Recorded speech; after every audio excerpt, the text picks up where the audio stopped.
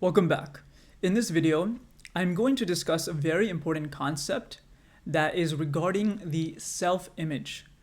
In particular, how we construct images of other people and how other people construct images of us. And how these images affect our activities in the world.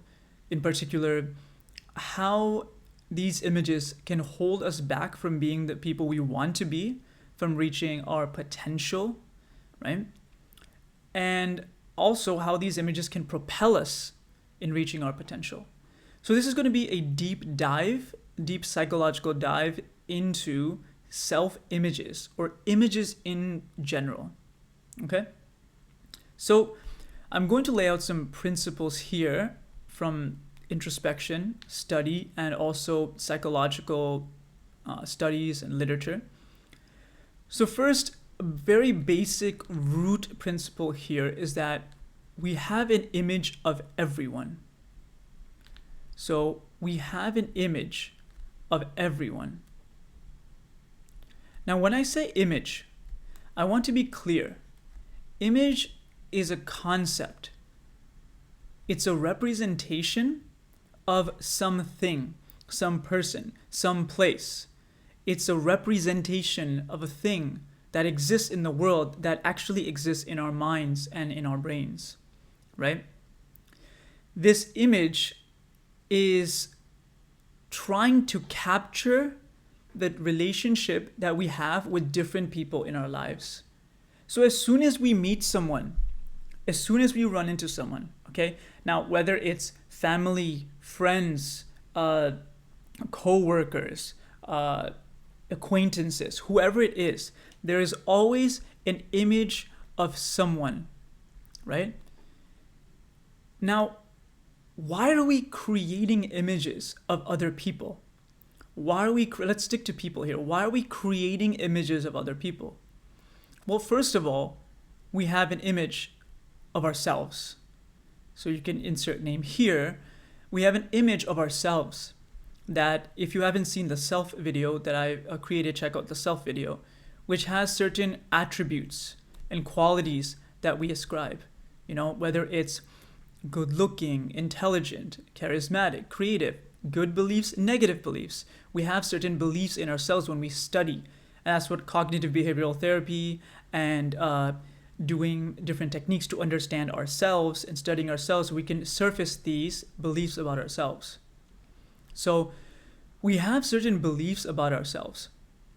And this is an image of ourselves. This image is our narrative, the story that we tell. See, we are biological organisms. We are biological organisms trying to survive.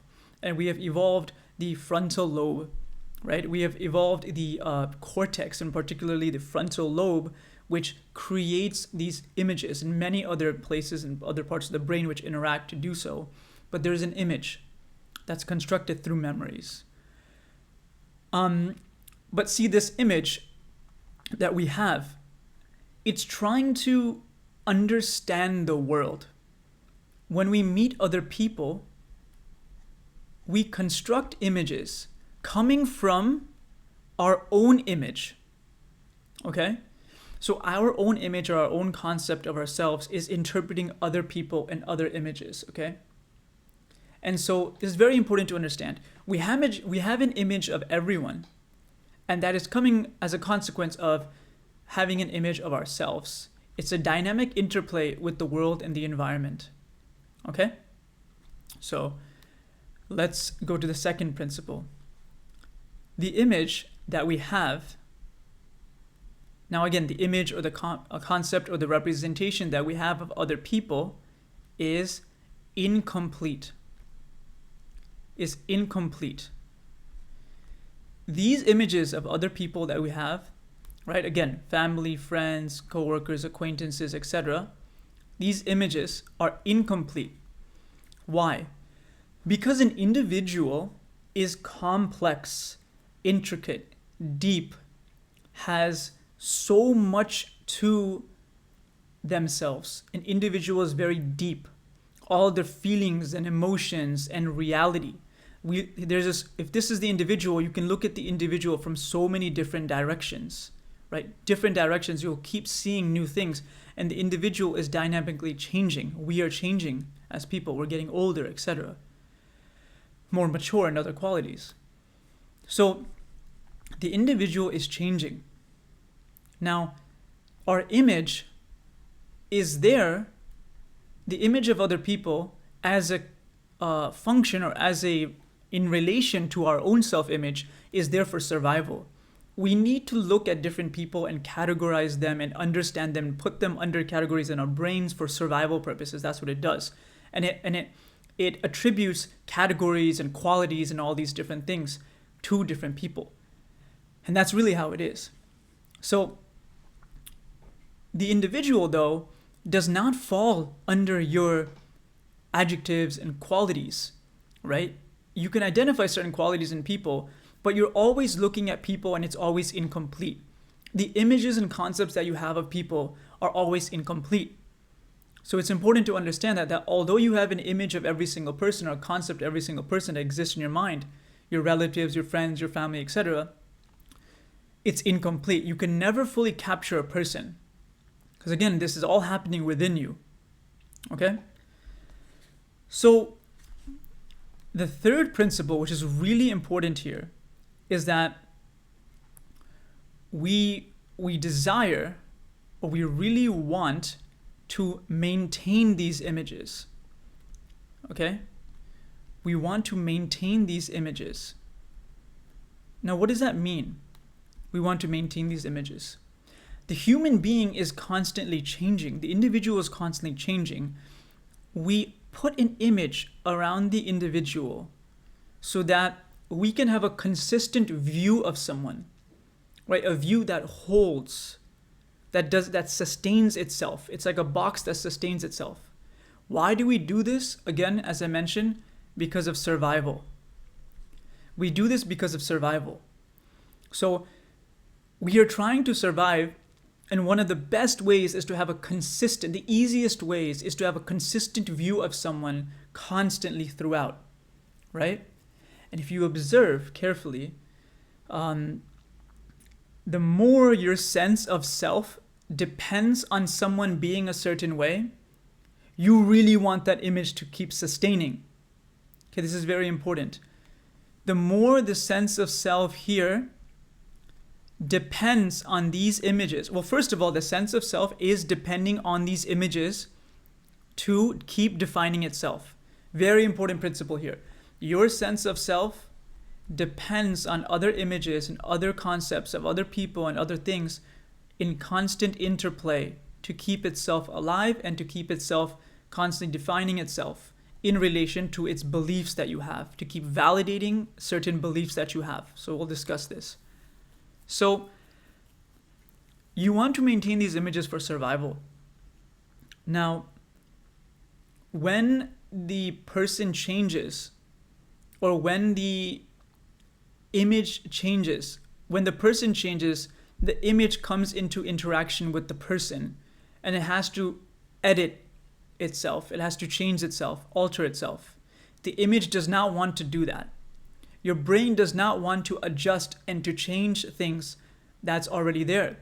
Because again, for survival, the easiest way is to look at certain things and keep them as they are, right? And this is in direct relation to the sense of self being rigid. The sense of self wants to stay rigid. It doesn't want to change. When the sense of self starts to loosen up and starts to see less threat, right, by these images, then it will allow the images to alter actually. So we'll go into this.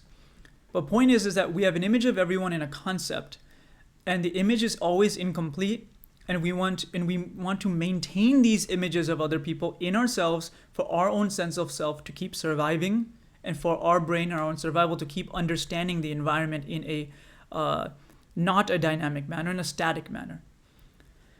So now, this is very important. Just like we have an image of everyone else has an image of us. So others have an image of us. Okay? So, if we look here, this is from our perspective, right? But from everyone else's perspective, they have an image of us, right? This is still technically from our perspective, but other people have an image of us or different images of us. Just like how we create an image to keep our sense of self alive and functioning, everyone else is doing the same thing. So therefore, they're going to create an incomplete image of you. Everyone is going to create an incomplete image of you. Why? Because just like we create images for survival, they are also creating images for survival. And an image is always incomplete. It can never encapsulate the individual that is dynamic and changing. So everyone else is always going to create some sort of an image of us, right? Or a concept of us in their brains. And that is based on their survival and their way to understand things, right? So now that we understand this, it's very important to know that what people perceive of you and what you perceive of other people is really happening within yourself. It's not happening outside. So what a person perceives of you is in relation to what their sense of self needs to do to keep surviving. Their sense of self needs to keep surviving and keep looking at images and sustaining them and holding them. It doesn't want to change. So when it looks at you, it wants to keep you in that same way throughout. So their own sense of self, a person's own sense of self, can keep surviving. We are doing the same thing that others are doing to us, and others are doing the same thing that we're doing to them, right? So a person whose sense of self is primarily secure and adaptable and constantly changing is okay with the images they have of other people changing. Now, what does this mean exactly? Now, say for instance, you meet a friend and you're interacting with the friend and the friend is in need and kind of needs help. So you take on a role of trying to help out a friend. So every time you interact with the friend, you meet up at a cafe, you go to different places, the friend is always asking for advice and seeking different ideas and what to do. Your sense of self is going to take on the role of a helper and trying to help other people. So it takes on this role and it creates an image of them of someone who needs to be helped. And so what happens is, over time, let's say they get a job or they get out of the relationship that's bothering them or whatever it is, and they start to rise and they start to get better, right? You would expect the person to be totally fine with that and happy. But what happens is the changes that are happening outside are redefining your sense of self as the helper. So all of a sudden, you're no longer the helper, right? In fact, they might be helping you. So the ego and the sense of self is not comfortable with that. And so oftentimes it will keep creating a role and keep creating situations where it will keep the person in that position of wanting to be helped. It doesn't have to be in a bad way. It can be through a nice way, right? You can do nice acts and nice different things to make a person keep being in that situation. You can keep giving them advice, or when they're doing really well, you can still keep giving them advice, right? Or a person, their sense of self can start becoming envious or jealous, and they can start making comments like, no, you probably shouldn't do that. You probably shouldn't do that. Why would you do that? Right? We tend to look at these things and blame people. Oh, look at that person, look how they are and stuff like that. But remember the principle that the sense of self of a person, the narrative or the story, always interacts with other images and tries to keep them stable. So this is how a person is acting in the way that they're perceiving you is only in alignment with the way that they need to survive and they need to continue. So you trying to change another person's image is trying to change their own survival mechanisms. You're trying to change a person's survival mechanisms, the way they think, the way they act, the story that they tell themselves, by trying to change their image of you. Do you know how hard that is? That is so difficult. It has nothing to do with you, really. you are going deep into a person's survival mechanisms to get them to change a vision of you.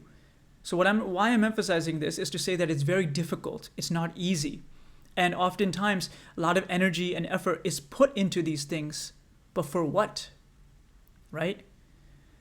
So really, we can start to see that sometimes a better action is to be aware of your self-image and to be aware of the images of others that you have in your mind and how they're incomplete. And then how others are viewing you, right? How others are viewing you.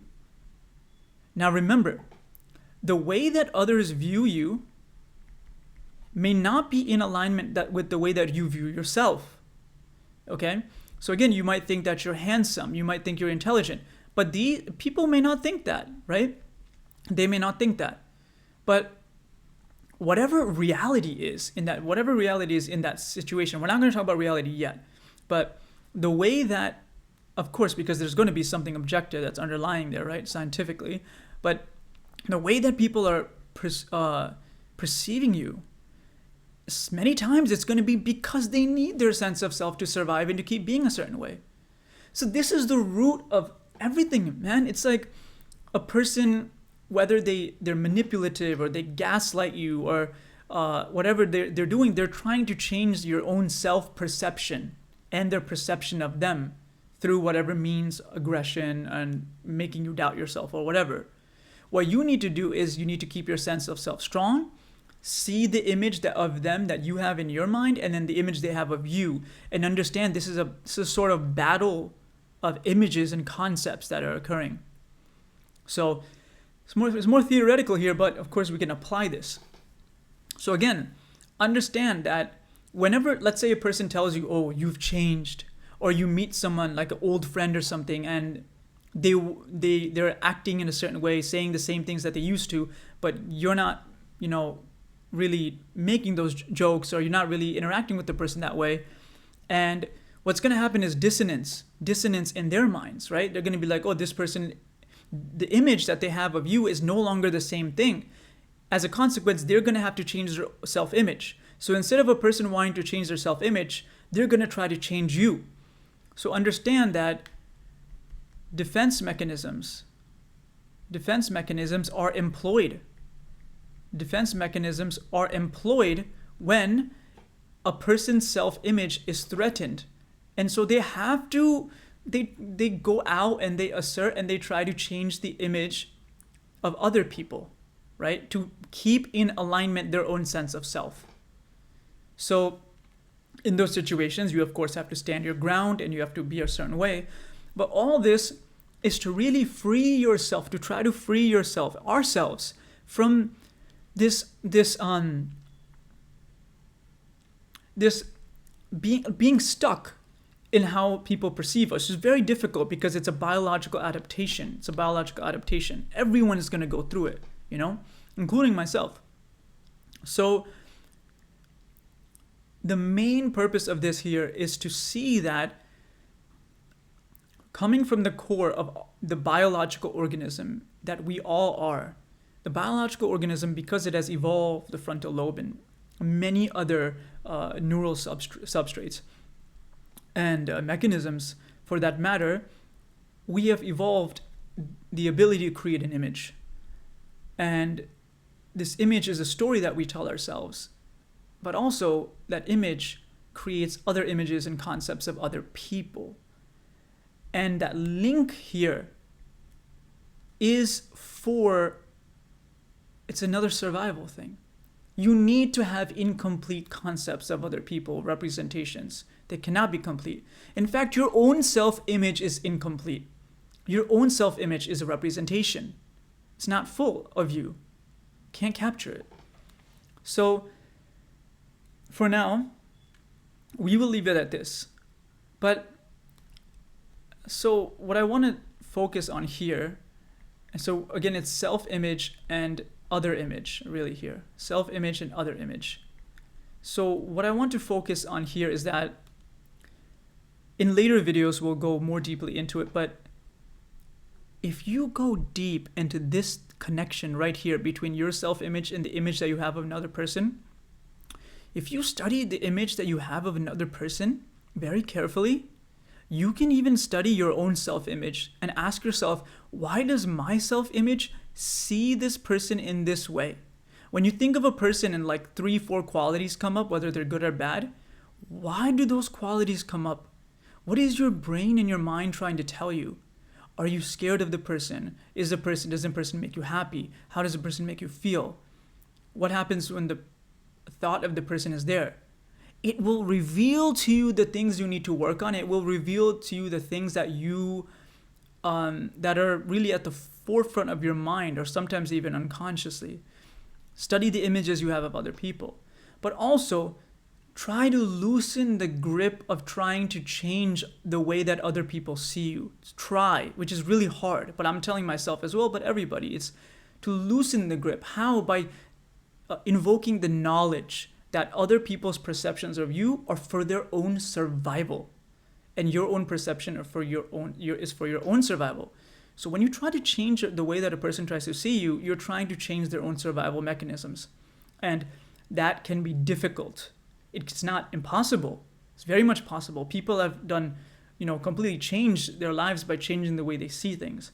But the reason why I say this, again, I'm trying to separate theory from action right now. I'm focusing on the theory of what's happening. Action is the next step in the next story. So if you have a thought, well, what about if I do this? What about if I do that? Hold off on it and focus on the theory. Let the theory simmer in the mind. Let the theory simmer in the mind and let it just cultivate itself, so then it can have proper action. So understand the way that we create images of people and how images are created of us. Okay? So we'll stop here for now and we'll go further into different topics.